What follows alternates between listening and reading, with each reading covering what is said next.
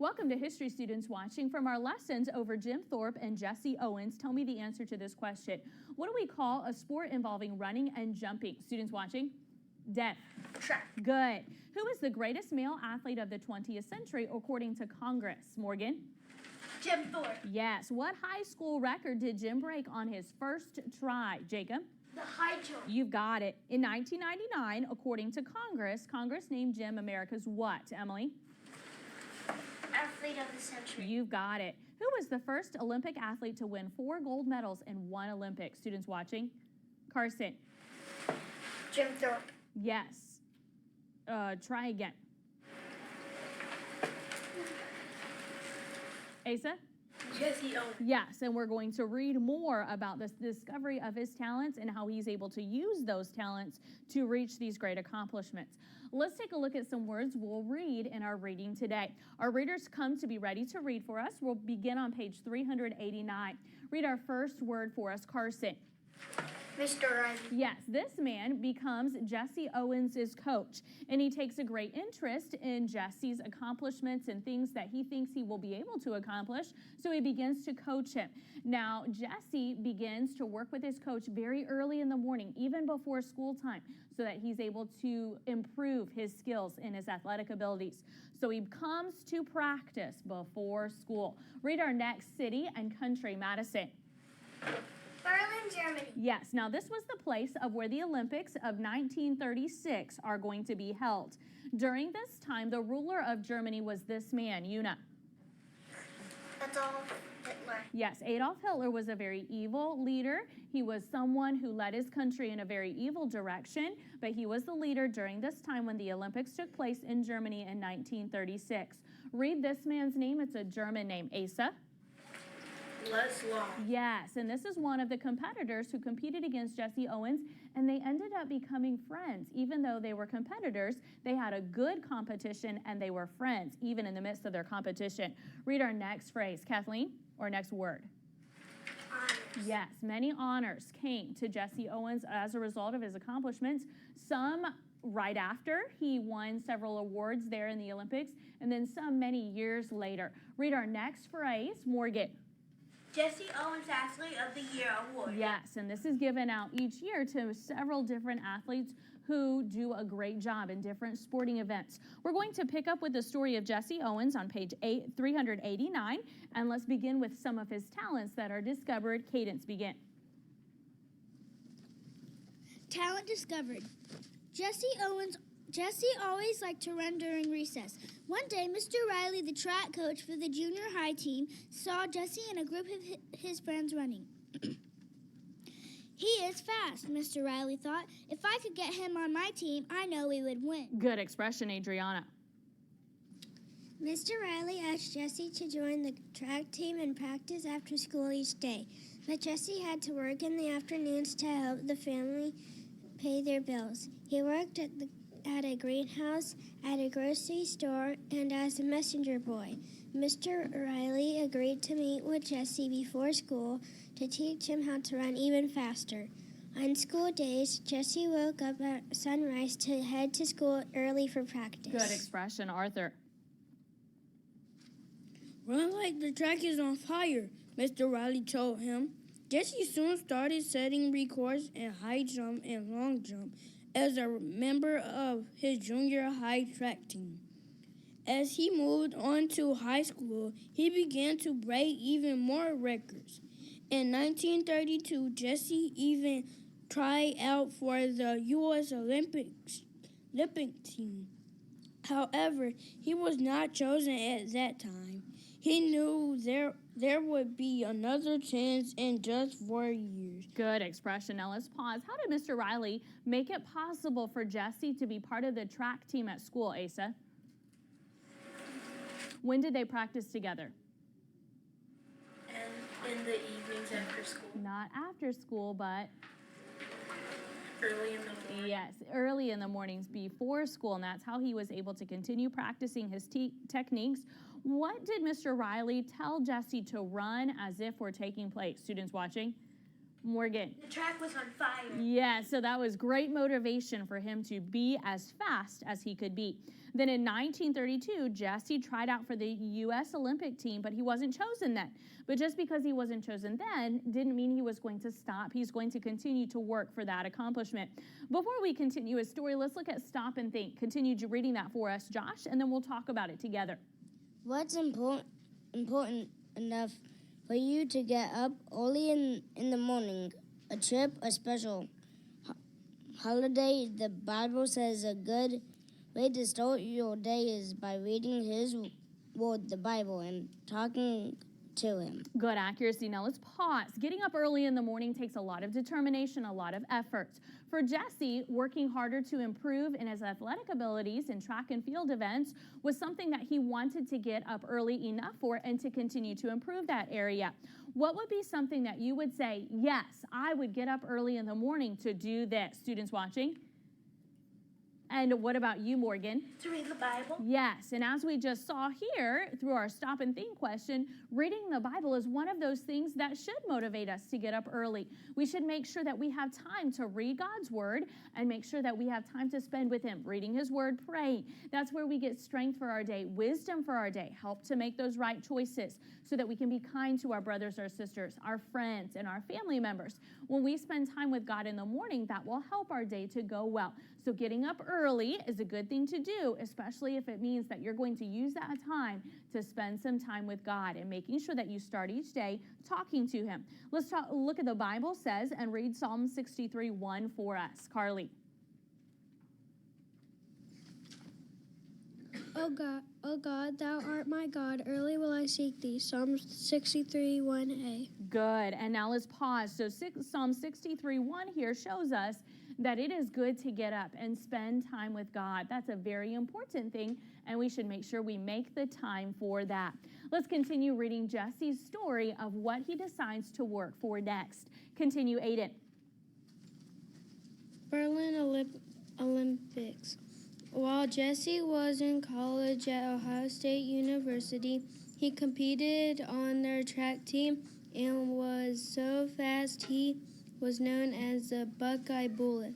In 1936, he was finally chosen for the Olympic Games in Berlin, Germany. Jesse Owens was determined to represent the United States well and believed he could win. He said that each event he competed in was a lifetime of training for just 10 seconds. He gave his very best, and he began to win each competition he entered. Yes, good accuracy. Now let's pause. While Jesse was in college, what was he chosen to do, students watching? And compete in what? On the track team. Yes, in the Olympic Games that were now taking place during this year of 1936 in Berlin, Germany. So he decides he's going to give it his very best. That requires a lot of determination, a lot of focus. Both Jim Thope and Jesse Owens, they were very focused. They were determined to make the most of their situations and not give up. There were going to be problems. There were going to be difficulties, but they were focused on the goals they wanted to accomplish. Are you focused on your goals? Maybe one of your goals is to make a better grade in a certain subject in your schooling subjects. Maybe your goal is to improve your character in a certain area. Are you focused on improving each day, doing one small part better than you did before? Now, this competition that Jesse Owens was going to take place in was only a few seconds long, but he's training days, he's training hours, he's training weeks, months, and even years for a competition that's only a few seconds. But that's how important it is to him to do his very best. He is determined, he is focused. Now, the country he goes to compete in is the country of Germany. During this time, Germany was going through a lot of conflict because of their evil ruler, Adolf Hitler. And Adolf Hitler had some wrong beliefs that he's leading his country into, and it was a time of great conflict for those people during this time. Let's see how Jesse Owens responds to this conflict. Continue reading for us, Emily.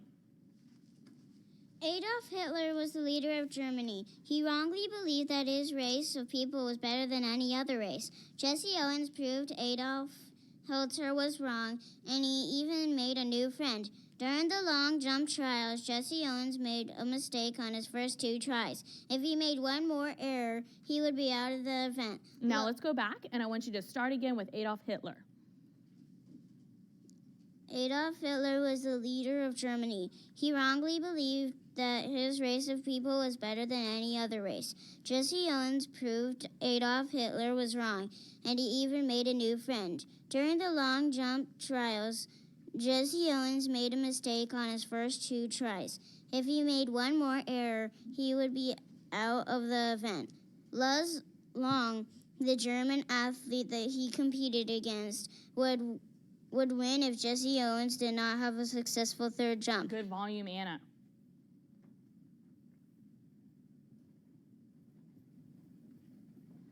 During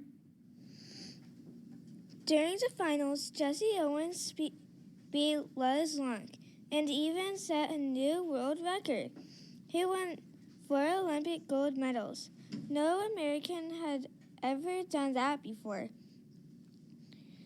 Then the two men became good friends and stayed in touch until Luz Long died while fighting in World War II. Now, let's take a look at the picture there. You see Lutz Long and Jesse Owens as friends. So they were competitors, but they weren't rude to each other. They knew how to appreciate each other's abilities and skills, and they were friendly competitors, remaining friends for a very long time. What did Jesse Owens do at this point that no other American had ever done before? Students watching?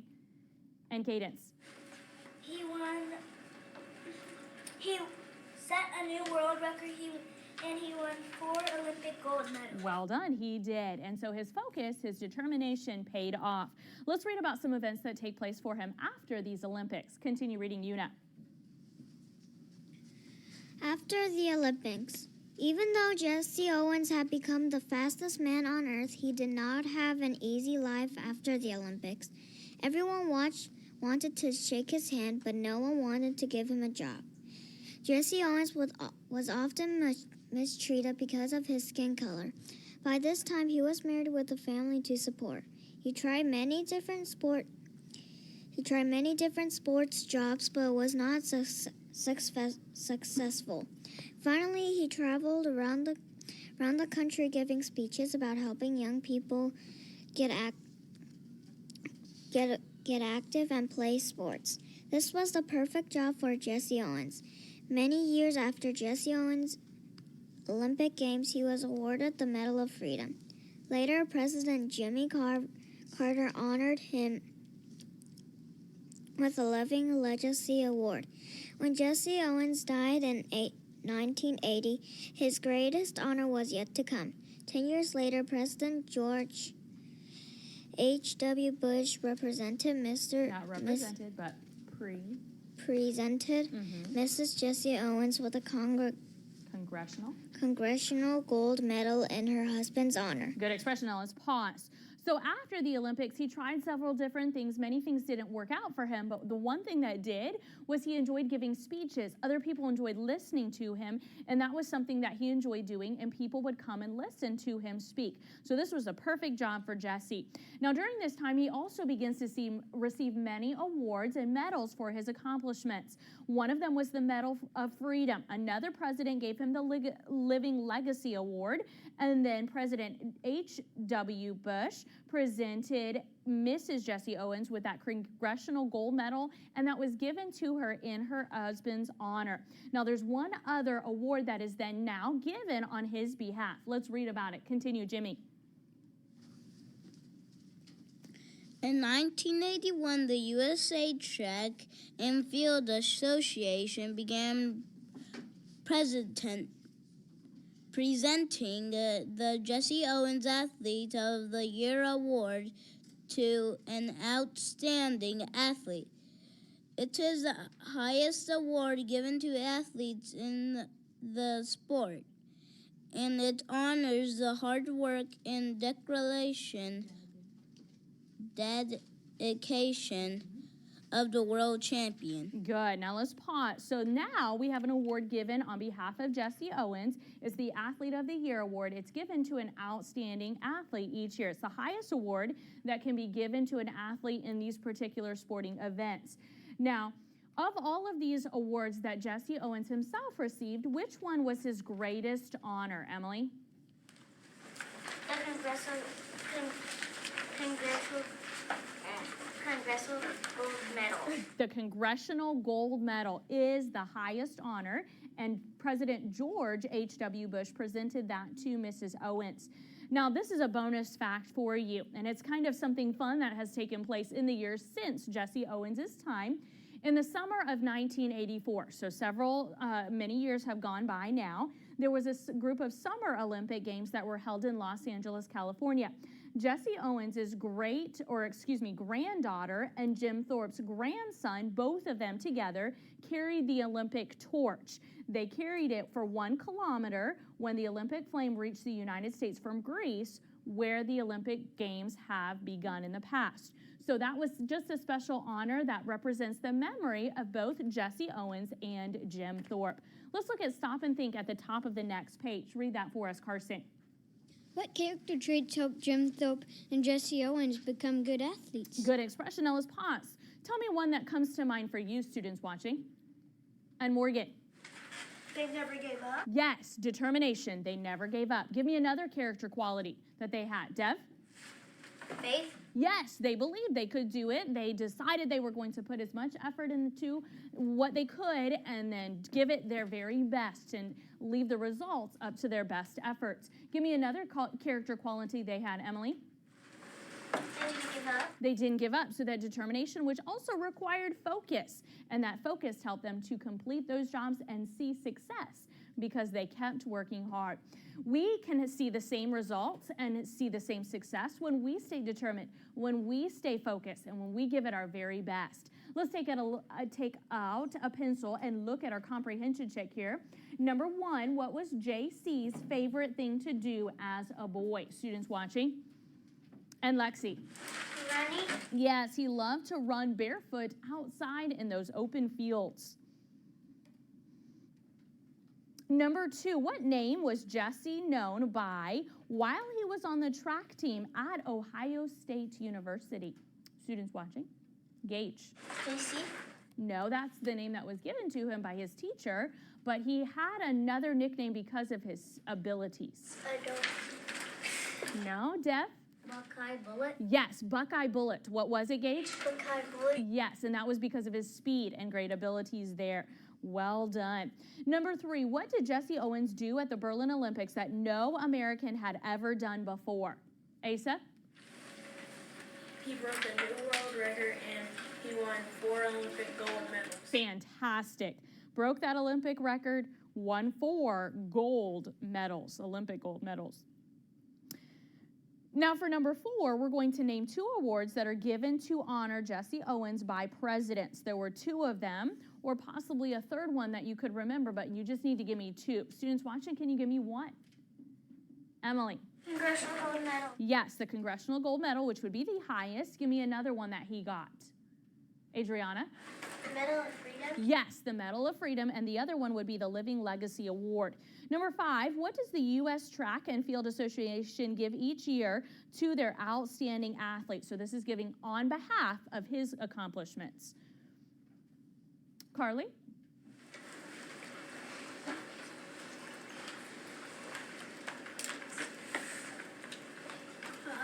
Medals. Okay, this one here. Athlete of the Year Award. Yes, and the Jesse Owens Athlete of the Year Award is that award given.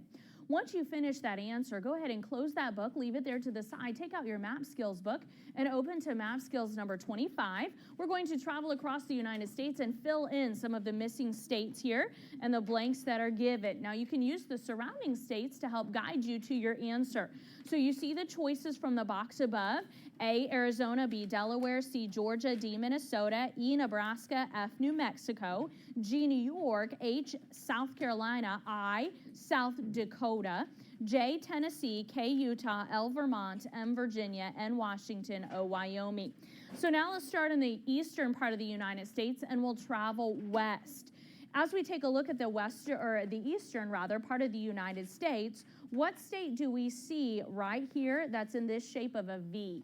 Students watching? Deb. Vermont. Vermont. What letter is Vermont? Students watching?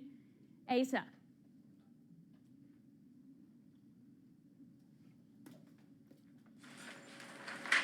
L. L. Traveling just next to Vermont, we have this state. What is this state? Aiden? G. Which is what letter? G. Now let's travel a little bit further south.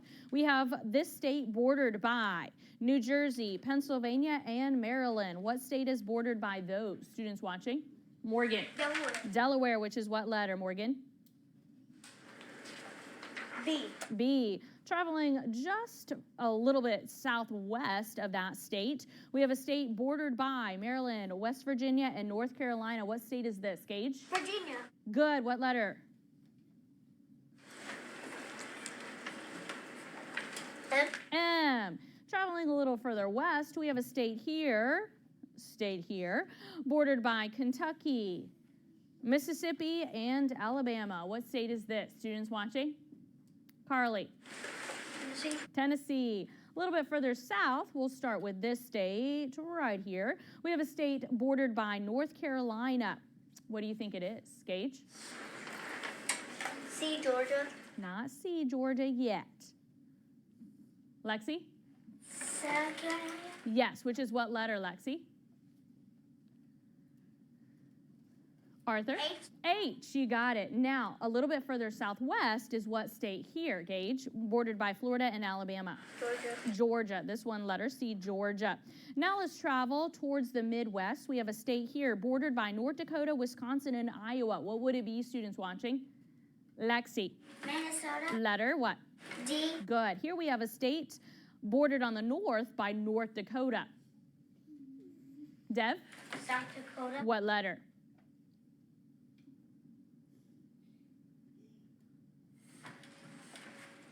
I. Here we have a state below it, just south of it, bordered by Kansas, Colorado, Missouri, and Iowa. What state is this? Madison?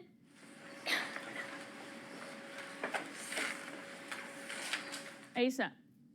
Wyoming. Not quite. No, Nebraska. Nebraska, what letter?